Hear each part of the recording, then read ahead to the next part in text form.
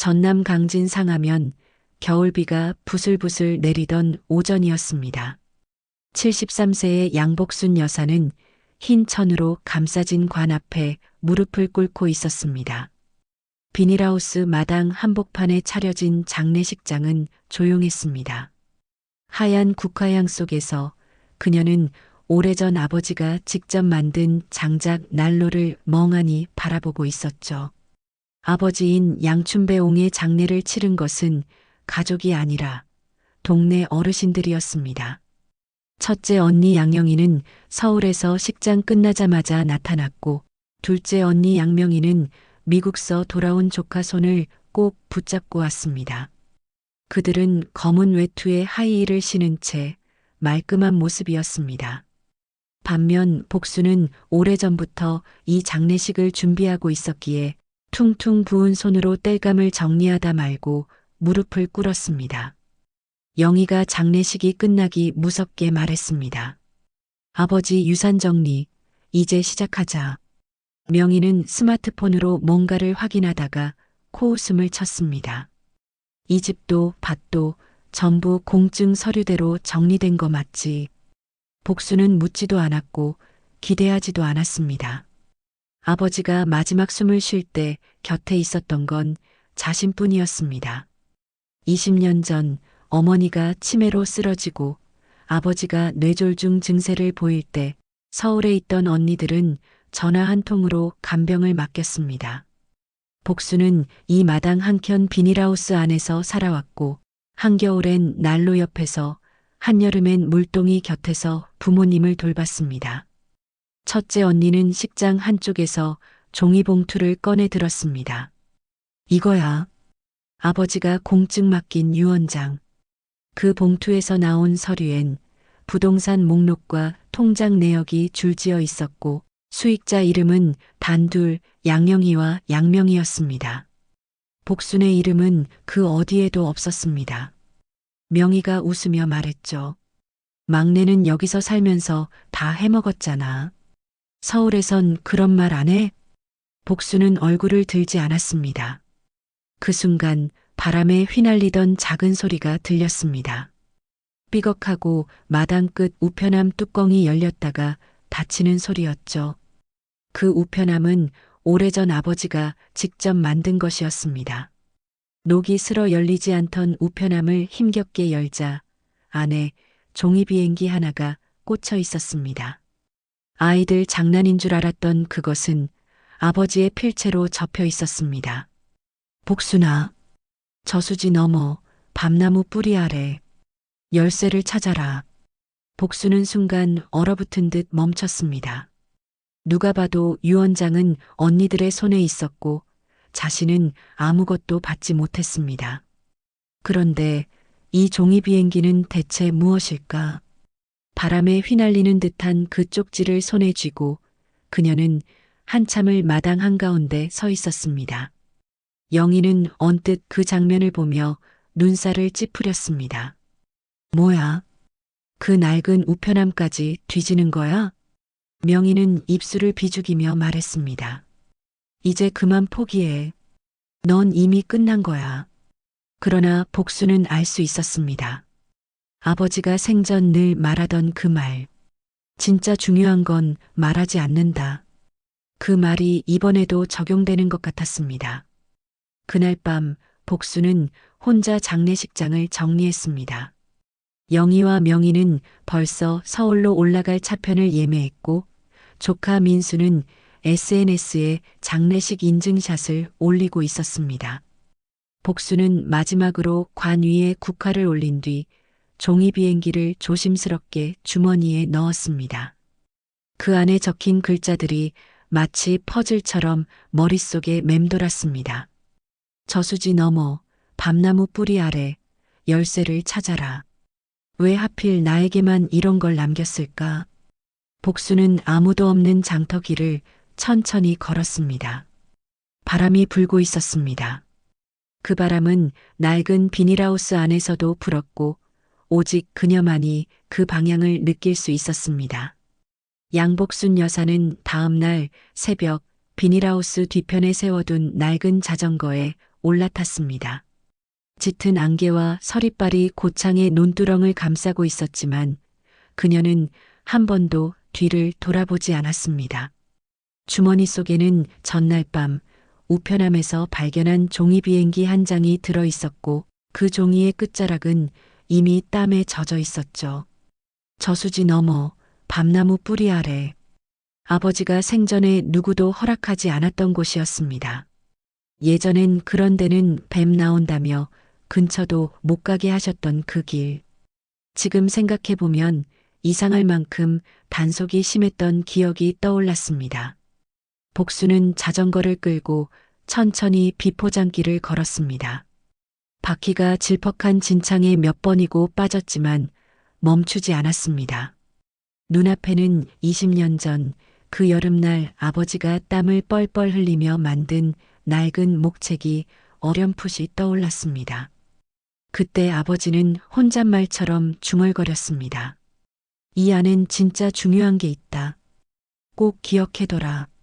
그 말의 의미가 이제서야 가슴 깊이 파고들고 있었습니다. 저수지를 지나자 길은 더 가팔라졌고 산기슭으로 접어들 무렵 밤나무 세 그루가 나란히 서 있는 곳이 눈에 들어왔습니다. 세 번째 나무의 밑동에 그녀는 조심스레 무릎을 꿇었습니다. 낙엽을 걷어내고 손으로 땅을 파내자 차가운 흙이 손톱 사이로 파고들었죠. 한 뼘쯤 파고들자 금속이 손끝에 걸렸습니다.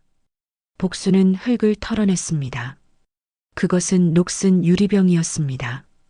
뚜껑은 실로 단단히 묶여 있었고 안에는 또 하나의 종이 쪽지가 말려 있었습니다. 그녀는 손수건으로 병 입구를 닫고 조심스럽게 열었습니다. 쪽지에는 짧은 문장이 적혀 있었습니다. 자격은 정성으로 정해지는 법이다. 그리고 다음 열쇠는 철제 창고. 삼거리 너머 옛 목장 뒤편을 기억하거라. 그 문장을 읽는 순간 복순의 눈빛이 흔들렸습니다. 삼거리 옛 목장. 그곳은 아버지가 10년 전까지 잠시 기거하던 폐건물입니다. 정확히 말하면 누구도 드나들지 말라는 엄명이 떨어졌던 곳이었죠. 복순이 유리병을 다시 감싸려던 순간 바스락 소리가 들렸습니다. 뒤를 돌아보자 검은 SUV 차량이 저수지 건너편에 서 있었습니다. 조카 민수의 차였습니다. 그는 창문을 내리고 누군가와 통화를 하고 있었습니다. 복수는 몸을 낮추고 다시 밤나무 아래에 앉았습니다. 심장은 빠르게 뛰고 있었고 손엔 아직 진흙이 묻어 있었습니다. 민수는 산길을 천천히 걸어오기 시작했습니다. 바로 이곳을 찾고 있다는 확신이 들었습니다. 복수는 허겁지겁 흙을 다시 덮고 유리병을 품 안에 감쌌습니다. 그리고 조용히 비탈 아래로 몸을 낮췄습니다. 민수의 발소리가 가까워졌고 그의 목소리가 바람을 타고 들려왔습니다. 여기라고 했잖아요. 세 번째 밤나무. 맞다니까요. 복수는 그 소리에 몸을 떨었습니다. 그가 누군가와 짜고 움직이고 있다는 것이 분명했습니다. 그리고 그 누군가는 아마도 언니들 중 하나일 가능성이 높았죠. 어두운 산길을 따라 조용히 자전거를 끌고 내려오며 복수는 생각했습니다. 왜 아버지는 이 모든 걸 말로 하지 않고 이렇게 남겼을까? 왜 하필이면 비행기였고 유리병이었고 창고였을까? 그러나 무엇보다 마음을 짓누른 것은 조카 민수였습니다. 언젠가 품에 안겨 울던 아이.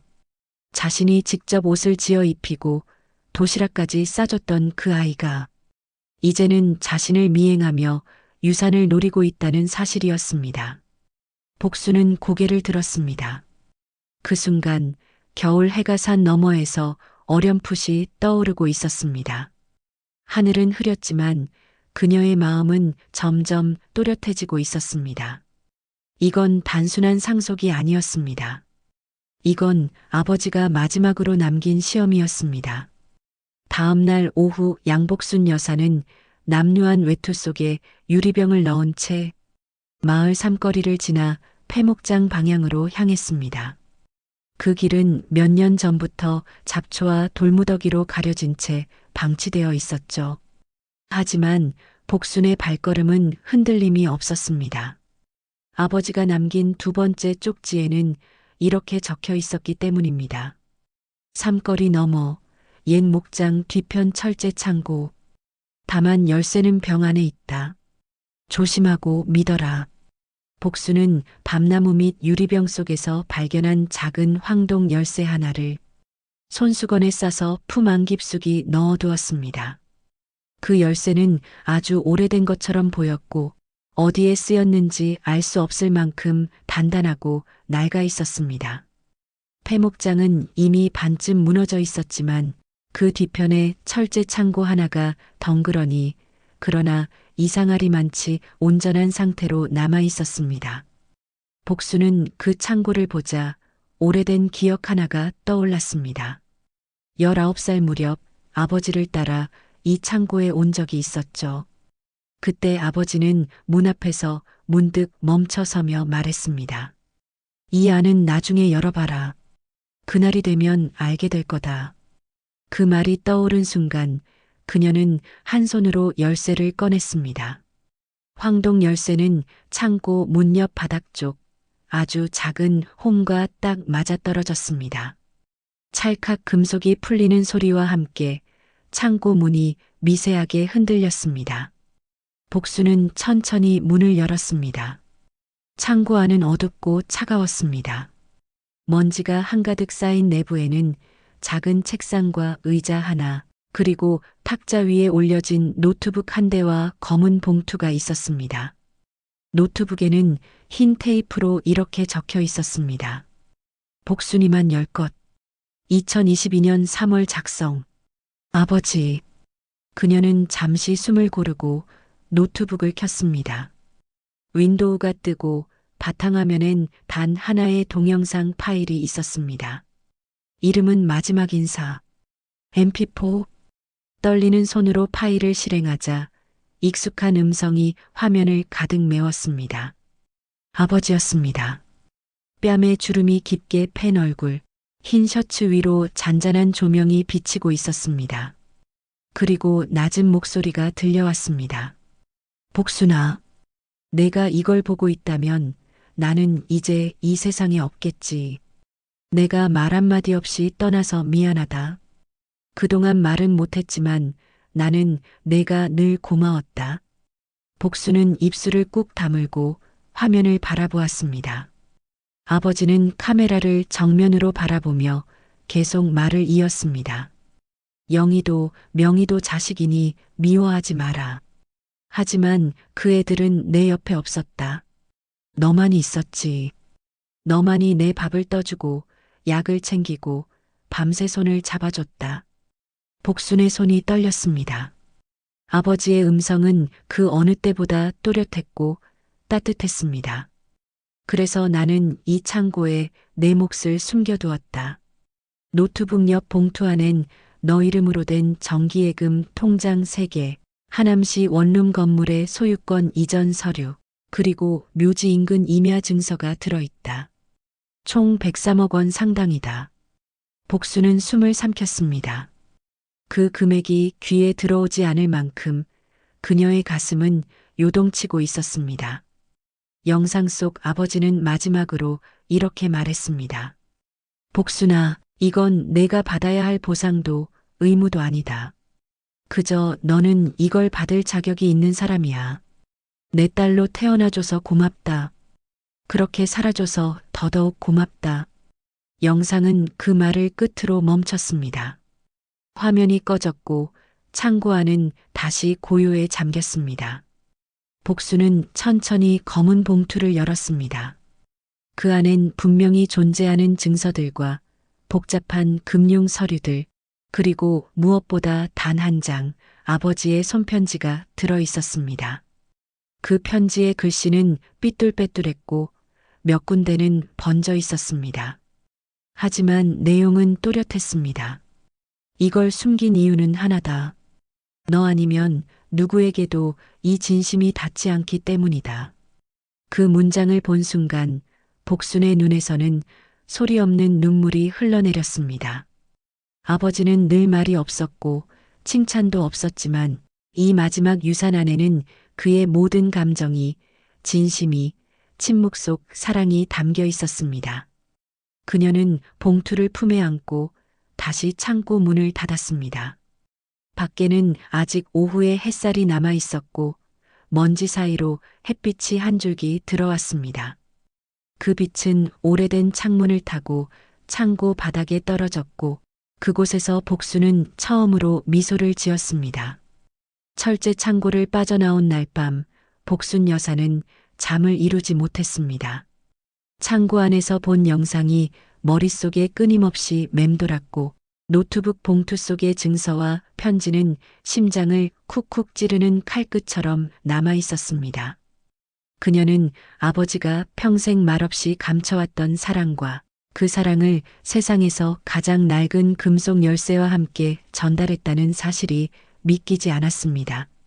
하지만 진심을 느낄 겨를도 없이 현실이 따라왔습니다. 다음 날 오전 복수는 마당 앞에서 조카 민수의 SUV를 발견했습니다. 차창 너머로 민수가 검은 패딩을 입고 있었다.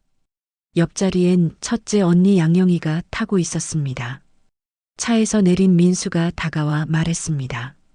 고모, 어제 어디 다녀오셨어요? 새벽에 집에 없으시던데요. 복수는 답하지 않았습니다. 영희가 차문을 닫으며 다가왔습니다. 이야기 좀 하자. 너무 오래 참았잖아. 가족끼리 무슨 숨길 게 있다고 그래. 복수는 두 사람이 집 안으로 들어오는 것을 막지 않았습니다.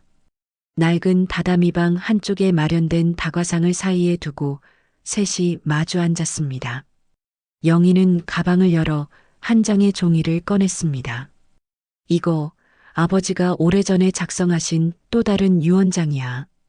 정식 공증은 안 받았지만 필체는 전문가에게 확인받았어. 복수는 고개를 기울였습니다. 종이 위엔 조잡한 글씨체로 세 자녀가 공동으로 나누되 막내가 보관하라는 문장이 적혀 있었습니다. 그 문장 아래엔 희미한 사인과 도장이 찍혀 있었죠. 복수는 그것이 조작된 문서임을 단박에 알아차렸습니다. 민수가 고개를 숙인 채 조심스럽게 말을 이었습니다.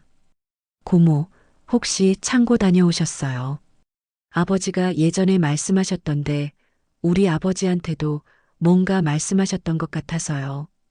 혹시 중요한 거라도 찾으셨나요? 복수는 민수의 눈빛이 흔들리는 걸 보았습니다. 어릴 때 사탕을 훔쳐놓고 거짓말을 못하던 그 눈빛이 여전히 남아 있었습니다. 복수는 조용히 손을 내밀어 상자 하나를 꺼냈습니다. 그 안엔 노트북 영상에서 복사한 음성 파일이 담긴 USB가 들어 있었습니다. 그리고 메모지에 단 한 줄이 적혀 있었습니다. 모든 자산은 복순의 이름으로 되어 있으며 어떤 이도 그 권리를 주장할 수 없음. USB를 노트북에 연결하자 아버지의 음성이 흘러나왔습니다. 복순이 없었더라면 나는 이미 오래전에 떠났을 것이다. 그 애는 내 삶의 끝을 책임진 유일한 자식이었다. 그래서 나는 그 애에게 모두를 남긴다. 목소리는 또렷했고 감정이 담겨 있었습니다. 영희는 입을 꾹 다문 채 말이 없었고 민수는 바닥만 바라보았습니다. 그때 복순이 입을 열었습니다. 이제 이해가 되니 왜 창고도 우편함도 나한테만 열리게 돼 있었는지. 이건 유산이 아니라 증거였어. 아버지의 인생이 어떤 딸에 의해 마무리되었는지 그걸 남기고 싶으셨던 거지. 영희가 입을 달싹였습니다. 그래도 아버지는 자식 다 사랑하셨어. 너만 특별했다는 건 말이 안 돼. 복수는 그 말을 듣고 천천히 고개를 끄덕였습니다. 맞아. 말이 안 되지. 하지만 내가 마지막으로 아버지 약을 챙겨드린 게 언제였는지 기억나니? 내가 아버지 뒷머리를 씻기고 욕창 덮개를 갈고 그분 손을 붙잡고 밤을 새웠던 시간이 몇 년이었는지는 생각 안 나지. 민수가 조용히 말했다. 고모, 죄송해요. 나는 정말 몰랐어요. 아버지랑 엄마가 늘 고모는 그냥 시골에서 편하게 살고 있다고만 했거든요. 복수는 민수의 말을 듣고 잠시 눈을 감았습니다. 그리고는 조용히 책상 서랍에서 서류 한 장을 꺼냈습니다. 그것은 하남시 소재 원룸 건물의 등기부 등본이었고 소유주란엔 양복순이라는 이름이 선명히 적혀 있었습니다. 복수는 그것을 테이블 위에 놓고 말했습니다. 이게 내 손에 있는 이유는 아버지가 정직했기 때문이야.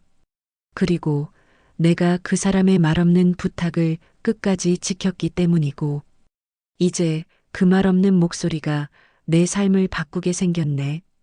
영희는 벌떡 일어나며 말했습니다. 좋아. 그럼 그렇게 살아봐. 혼자서 100억 있으면 뭐해. 결국 죽을 땐 다 똑같은 거야. 우리는 적어도 애들이라도 있지. 민수는 고개를 푹 숙인 채 어깨만 들썩였습니다. 복수는 아무 말도 하지 않았습니다. 오히려 마음속 어딘가가 이상하게 차분해지고 있었습니다. 지금 이 침묵은 억울함의 침묵이 아니라 드디어 입장을 바꾼 침묵, 곧 힘 있는 자의 침묵이었습니다. 그날 밤 복수는 노트북을 닫고 USB를 천천히 서랍 깊숙이 넣었습니다. 그리고 아버지가 마지막으로 입었던 검은 조끼를 꺼내 다림질했습니다. 그 조끼는 아버지가 평생 입던 그 옷이었고 노트북 영상 속에서도 그리고 유언장 사진 속에서도 입고 있었던 그 옷이었습니다. 조끼의 주머니에서 작은 종이 하나가 떨어졌습니다. 그 종이에는 또 다른 글귀가 적혀 있었습니다. 복순아, 이건 아직 끝이 아니다. 내 마지막 부탁 하나가 남아있다. 묘지 뒤편 철물함을 찾아라. 복수는 조끼를 끌어안은 채 조용히 눈을 감았습니다. 이제는 끝났다고 생각했지만 그 한 줄의 문장은 다시 그녀를 다음 이야기로 이끌고 있었습니다. 며칠 뒤 강진 읍내 마을회관에선 작은 설명회가 열렸습니다. 양복순 여사는 낡은 트렁크 하나를 끌고 정문에 들어섰습니다. 트렁크 안에는 아버지가 남긴 유언 영상, 등기부 등본, 정기예금 증서, 그리고 USB가 담겨 있었습니다. 그녀의 옷차림은 여전히 검소했고 머리는 뒤로 단정히 묶여 있었습니다. 그 자리는 원래 복순이 기획한 바느질 수업이 열릴 예정이었지만 동네 사람들의 입소문이 먼저 바뀌기 시작했습니다. 며칠 전 첫째 언니와 둘째 언니가 읍내 부동산을 돌며 아버지 명의 토지를 급히 처분하려 했다는 소문이 돌았던 것이죠. 그런데 그 땅의 명의는 이미 복순 이름으로 바뀌어 있다는 사실이 드러나면서 마을 사람들은 도대체 무슨 일이 있었는지 궁금해하며 회관으로 몰려들었습니다. 복순은 마이크도 없이 조용히 앞으로 나섰습니다. 그리고 손에 쥔 USB를 책상 위 노트북에 꽂았습니다. 노트북 화면에는 아버지 양춘배옹의 모습이 떴고 그는 분명하고 또렷한 목소리로 말하고 있었습니다. 복순이 없었더라면 나는 진작에 이 세상 떠났을 것이다. 그 애는 내 삶의 끝을 지켜준 사람이었다. 그래서 나는 내 전 재산을 그 애에게 남긴다. 그 애는 딸이기 전에 내 인생의 마지막 등불이었다. 회의실 안은 조용했습니다. 뒤편에 서 있던 첫째 언니 영희의 얼굴이 굳었고 둘째 언니 명희는 종이컵을 쥔 손에 힘을 주고 있었습니다. 그 순간 마을 어르신 중 한 분이 일어섰습니다. 바느질방 할매 그동안 무슨 말도 안 하시더니 이런 사연이 있었구먼. 나는 알았어. 그 여자가 아버지 머리 감겨드릴 때마다 울고 있었던 거. 어디서 그런 게 그냥 나오는 줄 알아? 또 다른 아주머니가 말을 이었습니다. 우리 막내는 그 집에서 밥도 혼자 다 챙기고 아픈 부모님 수발까지 다 했지. 서울에서 몇 년에 한 번 오는 자식들이 뭘 안다고 그래. 복수는 고개를 숙였습니다. 그녀는 억울함을 호소하려고 나온 게 아니었습니다. 하지만 그동안 말하지 못했던 것들이 다른 이들의 입에서 나오고 있다는 사실에 그녀의 눈가에는 천천히 물기가 맺혔습니다. 그 순간 조카 민수가 조용히 일어섰습니다. 그는 마을 사람들 앞에서 고개를 숙였습니다. 저희가 잘못했습니다. 저는 몰랐습니다. 고모가 그런 줄도, 아버지가 그 정도로 고모를 신뢰했던 것도요. 이제라도 알게 돼서 다행이라고 생각합니다. 복수는 민수를 바라보았습니다. 그 아이는 어릴 적 자신이 지어준 겨울 조끼를 입고 돌아다니던 소년이었습니다. 이제는 어른이 되었지만 그 눈빛 속에서 조금은 부끄러워하는 아이의 흔적이 보였습니다. 첫째 언니 영희가 벌떡 일어났습니다. 이건 너무 감정적인 거잖아. 아무리 그래도 우리가 자식인데 우리 목도 줘야 하는 거 아니야? 복수는 그 말에 조용히 입을 열었습니다. 자식이면 자식답게 살아야죠. 병원비 한 번 낸 적도 없으면서 명절에도 밥 한 끼 안 챙기면서 이제 와서 유산 이야기부터 꺼내는 게 자식이란 건가요? 영희는 아무 말도 하지 못했습니다. 명희가 고개를 돌린 채 흐느꼈습니다. 민수는 복순에게 다가와 종이봉투 하나를 내밀었습니다. 이건 그날 고모한테 돌려드려야 했던 건데 제가 마음대로 가져갔던 자료예요. 죄송합니다. 복수는 종이봉투를 받아들며 민수의 손을 조용히 눌렀습니다. 그 손은 아버지가 마지막으로 복순의 손을 잡았을 때 느껴졌던 그 조용하고 따뜻한 압력과 닮아 있었습니다. 마을 사람들은 박수를 쳤고 누군가는 눈물을 훔쳤습니다. 복수는 무대 위에 서서 말했다. 이 자리에 선 건 저를 변호하려고 한 게 아닙니다. 그냥 우리 아버지가 마지막으로 남기신 말을 전하고 싶었을 뿐입니다. 그리고 제가 이제 어떤 삶을 살아야 할지 정하기 위한 자리이기도 했고요. 그날 이후 마을회관 게시판에는 종이 하나가 붙었습니다. 매월 마지막 주 목요일 양복순 여사의 바느질 교실 열림. 그리고 그 아래 누군가 손글씨로 써놓은 글귀가 있었습니다. 가장 고운 실은 오래 묵은 손끝에서 나옵니다. 복수는 그 글귀를 조용히 읽었습니다. 그리고 혼잣말처럼 중얼거렸습니다. 아버지, 이 정도면 괜찮게 시작한 거 맞겠죠? 마을회관의 박수갈채가 잦아든 뒤 복수는 홀로 집으로 돌아왔습니다. 문을 열자마자 느껴지는 싸늘한 기운에 그녀는 무의식적으로 거실 불을 켰습니다. 조용한 거실엔 오래된 시계 초침 소리만 또박또박 울리고 있었습니다. 복수는 천천히 손등으로 눈가를 훔치고 거실 한편의 앨범장을 꺼냈습니다. 사진 한 장 한 장 넘길 때마다 아버지의 얼굴이 보였고 그 곁에 서 있는 자신의 모습도 함께 있었습니다. 어린 시절 아버지가 직접 짜준 나무 그네에 앉아 웃던 복순의 얼굴, 병상 위에 누운 아버지를 부축하며 수저를 든 복순의 손. 그녀는 그것이 단지 사진일 뿐 아니라 자신이 지나온 삶 전체였다는 사실을 다시금 깨달았습니다. 그때 문 밖에서 인기척이 들렸습니다. 누군가 초인종을 누르지도 않고 현관문 앞에 조용히 서 있는 기분이 들었습니다. 복수는 슬리퍼를 질질 끌고 나가 문을 열었습니다. 문 앞에 선 사람은 놀랍게도 민수의 어머니, 즉 둘째 언니 명희였습니다. 그녀는 민망한 표정으로 두 손을 모은 채 말했습니다. 들어가도 될까? 복수는 잠시 망설이다가 고개를 끄덕였습니다. 두 자매는 거실 탁자에 마주 앉았습니다. 명희는 손가방에서 꺼낸 봉투를 내밀었습니다. 이건 아버지 돌아가시기 2달 전에 나한테 주신 거야. 그땐 무슨 말씀이신지도 모르겠고 겁도 났고 그래서 숨겨놨어.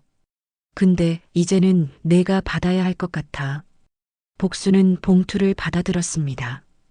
그 안엔 손글씨로 꾹꾹 눌러 쓴 편지 한 장과 오래된 열쇠 하나가 들어 있었습니다. 편지의 시작은 이랬습니다. 복순아, 내가 너한테 모든 걸 줄 수는 없었다. 하지만 한 가지는 꼭 너한테 전하고 싶었다. 내가 사랑했던, 그리고 너를 보낼 수밖에 없었던 그날의 진실을 말이다. 복수는 손끝이 떨리는 것을 느꼈습니다. 편지의 내용은 아버지가 젊은 시절 복순의 친모와 헤어진 사연을 담고 있었습니다. 그녀가 세상을 떠난 후 복순을 홀로 키우며 느꼈던 외로움과 죄책감이 문장마다 스며 있었습니다. 그리고 열쇠. 그 열쇠는 고향 뒷산 너머 작은 무덤가에 있는 철제 금고의 것이었습니다. 그곳에 아버지는 자신의 또 다른 기억, 그리고 복순의 생모에 대한 물건들을 보관해뒀다는 내용이었습니다. 명희가 조심스럽게 말했습니다. 나도 이제야 알았어. 아버지가 널 특별하게 여긴 게 단지 수발 들어줘서가 아니라 그 여자의 흔적이 너한테 있었기 때문이라는 걸. 복수는 담담하게 고개를 끄덕였습니다. 언니 나도 이제는 원망 안 해요. 다만 이제라도 진실을 볼 수 있게 해줘서 고마워요. 명희는 눈가를 훔치며 벌떡 일어났습니다. 그리고 현관 앞에서 마지막으로 한마디를 남겼습니다. 우리 다시는 같은 자매가 될 순 없겠지만 서로 모른 척하며 사는 건 그만하자. 사람이 언제 죽을지 모르잖아.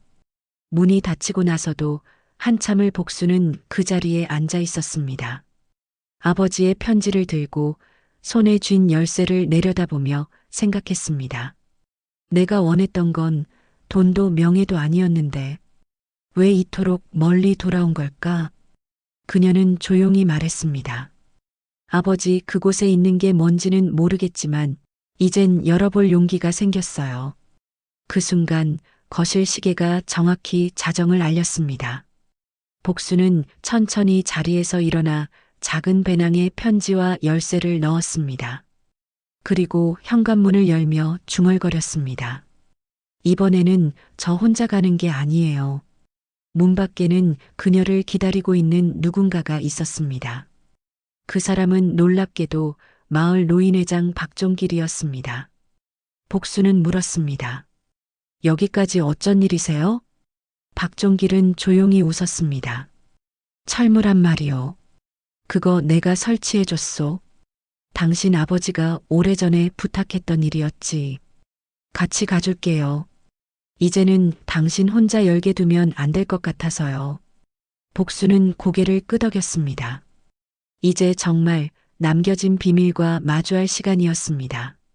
동이 트기 직전의 새벽, 복수는 박종길 회장과 함께 마을 뒷산으로 향했습니다. 바람은 차가웠고 나뭇가지 사이로 붉은 여명이 고개를 들고 있었습니다. 산 중턱쯤 올라간 곳, 작고 단출한 봉분이 하나 보였습니다. 잡초는 누군가 손질한 듯 가지런했고 봉분 앞에는 작은 석등과 곡선형의 나무 벤치가 놓여 있었습니다. 복수는 조심스럽게 다가가 무릎을 꿇고 인사했습니다. 어머니, 이젠 제가 알아야 할 것들을 받아가겠습니다. 박 회장은 봉분 옆에 무심한 듯 놓인 낡은 철제 금고를 가리켰습니다. 이거요. 당신 아버지가 평생 아무도 열지 말라고 신신당부하셨던 그 상자요. 이제는 당신 차지니까 열어보시오. 복수는 떨리는 손으로 열쇠를 꽂았습니다. 철컥. 묵직한 소리와 함께 금고 뚜껑이 천천히 열렸고 그 안에는 오래된 봉투 하나, 스크랩북, 그리고 반쯤 빛바랜 브로치가 들어 있었습니다. 봉투를 먼저 열었습니다. 안에는 친필로 쓴 또 다른 유서가 있었습니다. 복순아, 내가 너에게 한 번도 말하지 못한 게 있다. 사실 너는 내 아내가 죽기 전에 낳은 딸이 아니었다. 내 생모는 내가 3살 때까지 살았던 서울 봉천동 그 골목 끝에 미용사였다. 그녀는 가난했고 병약했으며 나는 그 여자를 도울 수 없었다. 너를 맡기고 떠난 그녀는 몇 달 후 시립병원에서 외롭게 숨을 거뒀단다. 그날 이후 나는 너를 아내에게 데려왔고 자연스럽게 우리 집안의 셋째 딸로 살게 되었지. 그 사실을 내 언니들은 알고 있었다. 하지만 내가 입을 막았단다. 그들에겐 너는 이방인이었고 그게 오랫동안 너를 힘들게 했다는 걸 나도 알았지만 차마 내게 진실을 말할 수 없었다. 그 브로치는 너의 생모가 남긴 유일한 유품이다. 그녀는 늘 이렇게 말했지. 복순이는 향기 나는 아이로 키워달라고. 세상에 향기를 나눠주는 사람이 되게 해달라고. 복수는 편지를 들고 한참을 말없이 앉아 있었습니다. 눈물이 나지도 않았습니다. 그저 깊은 허공을 바라보며 입술을 굳게 다물고 있었습니다. 종길 회장이 천천히 입을 열었습니다. 이제 당신은 어떤 삶을 살고 싶은 거요? 복수는 잠시 숨을 골랐습니다. 나는 나를 사랑해준 사람보다 나를 버리고 떠난 사람을 이해하려 애쓰며 살았던 것 같아요. 하지만 이제는 나 자신을 먼저 보듬어야겠다는 생각이 듭니다. 그녀는 금고 안에 스크랩북을 꺼내 펼쳤습니다. 거기엔 낡은 신문 기사들이 오려붙어 있었고 복순 재단, 장학금 수여식, 시골 바느질 교실, 도시 아이들 돕기 프로젝트 등 그녀가 몰랐던 자신의 이름이 담긴 선행 기사들이 정리되어 있었습니다. 아버지는 생전에 복순의 작은 행동 하나하나를 신문으로 스크랩하며 기억하고 있었던 것이었습니다. 복순은 한참을 바라보다가 말했습니다. 아버지 결국 이렇게라도 당신 마음을 알게 되었네요. 그녀는 금고를 닫고 봉분 앞에 브로치를 올려놓았습니다. 그것은 꽃도 향도 없었지만 지금껏 본 어떤 헌화보다도 따뜻하고 단단해 보였습니다. 그날 해가 떠오르기 시작했고 복수는 종길 회장과 함께 천천히 산을 내려왔습니다. 내려오는 길 종길이 슬쩍 물었습니다. 복순 씨, 혹시 마을회관 말인데 앞으로는 바느질 말고 사람들 이야기 들어주는 자리 하나 만들면 어떻겠소? 복수는 웃으며 고개를 끄덕였습니다. 좋아요. 들어주는 사람이 필요한 사람이 너무 많죠. 그게 어쩌면 제가 받은 사랑을 갚는 길일지도 모르겠네요. 그녀의 발걸음은 가벼웠고 등 뒤에서 햇살은 찬란하게 그녀를 비추고 있었습니다. 며칠 후 복수는 마을회관 무대 앞에 다시 섰습니다. 이날은 단지 바느질 수업 발표회가 아니라 기억을 나누는 날, 이라는 새로운 이름으로 열린 행사였습니다. 회의장 앞줄엔 명희와 명주가 나란히 앉아 있었습니다. 복순과 몇 년간 말을 섞지 않았던 둘째 언니와 셋째 언니였지만 오늘만큼은 조용히 서로를 바라보며 고개를 숙이고 있었습니다. 무대에 선 복순은 작은 마이크를 들고 말했습니다. 제가 어릴 적 종이 비행기를 좋아했습니다. 그 안에 작은 쪽지를 넣고 날리면 누군가 제 마음을 받아줄 거라 믿었죠. 사람의 진심도 그렇다고 생각합니다. 때로는 아무도 몰라주고 아무데도 닿지 않는 것 같지만 시간이 지나면 언젠가는 누군가의 가슴에 도착합니다. 그녀는 잠시 말을 멈추고 손에 든 종이 비행기를 하나 꺼냈습니다. 그 종이에는 이렇게 적혀 있었습니다. 미안하고 고맙다. 아버지. 관객들 사이에서 조용한 탄성이 흘렀고 몇몇 노인분들은 눈물을 훔쳤습니다. 복수는 웃으며 말을 이었습니다. 이제는 받은 것을 돌려주고 싶습니다. 그래서 이 종이 비행기처럼 누군가에게 도달할 진심을 만들 수 있는 공간을 열겠습니다. 그녀는 무대 뒤에서 작은 간판 하나를 들고 나왔습니다. 종이 비행기 상담소. 이제 마을회관 한쪽 방이 마음을 나누는 공간이 된 것입니다. 그날 오후 명희와 명주는 회관 뒷뜰에서 조용히 복순을 기다리고 있었습니다. 명희가 먼저 말했습니다. 그날 밤 아버지가 돌아가신 날 말이야. 우리가 얼마나 비겁했는지 이제서야 알겠어. 너한텐 한 번도 제대로 사과하지 못했고, 명주도 고개를 끄덕였습니다. 나는 그저 눈치만 보며 언니 뒤에 숨어 있었어. 복순아, 미안해. 복수는 담담히 고개를 끄덕였습니다. 사과 꼭 말로 해야 되는 거 아니잖아요. 오늘 와주신 것만으로도 저한텐 큰 위로예요. 셋은 조용히 함께 걸었습니다. 같은 방향으로 걷는 그 발걸음이 지난 세월의 미움과 오해를 조금씩 걷어내는 듯 했습니다. 그날 밤 복수는 혼자 집에 돌아와 아버지가 남긴 마지막 상자를 열었습니다. 그 안엔 작은 저금통 하나와 함께 유서 대신 한 장의 메모가 있었습니다. 진짜 유서는 돈이 아니었다. 너라는 사람을 남긴 게 내 전부였다. 아버지, 복수는 메모를 가슴에 꼭 안았습니다. 그리고 거실 한켠에 작은 액자를 만들어 그 말을 걸어두었습니다. 며칠 뒤 마을회관 상담소엔 외롭게 혼자 사는 노인이 조용히 찾아왔고 어린 손녀와의 갈등으로 눈물 짓는 할머니가 복순 앞에서 조심스럽게 속마음을 털어놓았습니다. 복순은 차를 따라들이며 조용히 말했습니다. 종이 비행기를 접을까요? 당신의 진심도 언젠가는 누군가에게 닿을 테니까요. 창밖으로는 한 무리의 종이 비행기가 날아올랐습니다. 그중 하나는 하늘 높이 치솟아 햇살을 받은 채 멀리 사라졌습니다. 그리고 그 아래 복순의 미소는 이제껏 살아온 인생 중 가장 단단하고 평화로운 빛을 머금고 있었습니다. 이 영상이 마음에 닿으셨다면 구독과 좋아요 그리고 알림 설정까지 부탁드립니다. 더 많은 감동 이야기로 찾아뵙겠습니다.